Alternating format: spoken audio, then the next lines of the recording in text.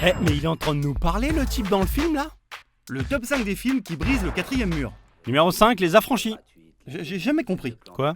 Briser le quatrième mur, ça veut dire quoi? Ah oui, en effet. Vaut mieux peut-être le rappeler parce que si on commence comme ça, on n'est pas rendu. Bref, quand un personnage brise le quatrième mur, c'est qu'en gros, il sort de l'histoire pour s'adresser au public. C'est comme s'il était sur scène et qu'il cassait le mur fictif qui les sépare des spectateurs, en gros. Ah ok, donc quand Ray Liotta nous parle là, il brise le quatrième mur. Exactement. On graissait la patte au juge. Tout le monde venait faire la quête. Tout était à celui qui le prenait. Numéro 4, Annie Hall.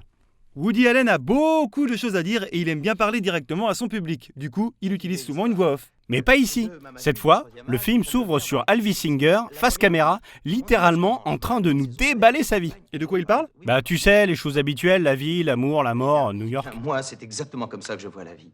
Un monument de solitude, de misère, de souffrance et de malheur. Et en plus, il faut bien dire que ça passe comme un déjeuner de soleil. Numéro 3, Deadpool. Le seul personnage de comics qui sait qu'il est un personnage de comics. Du coup, sur les planches de bande dessinée, il interpelle souvent le lecteur. Et forcément, quand il débarque sur grand écran, bah il brise le quatrième mur. C'est un peu son super pouvoir à lui. Ah bon? Vous croyez qu'il se régénérait comme Wolverine? Bah oui, il y a ça aussi. Eh bien bonjour. Mais oui, je sais. À qui j'ai dû caresser les couilles pour avoir mon film rien qu'à moi? Je ne peux rien dire. Numéro 2, Fight Club. La première règle du Fight Club, tu la connais. C'est qu'il ne faut jamais parler du Fight Club. Oui, je sais, merci. Sauf si c'est avec les spectateurs. Là, on peut en parler autant qu'on veut.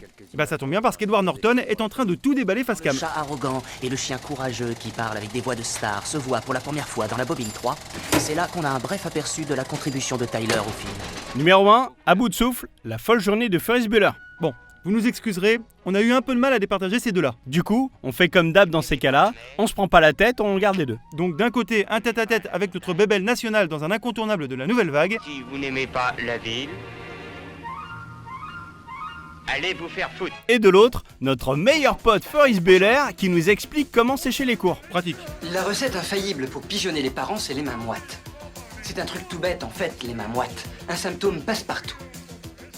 Il y a beaucoup de gens qui te diront qu'une bonne fièvre bidon, il n'y a rien de tel.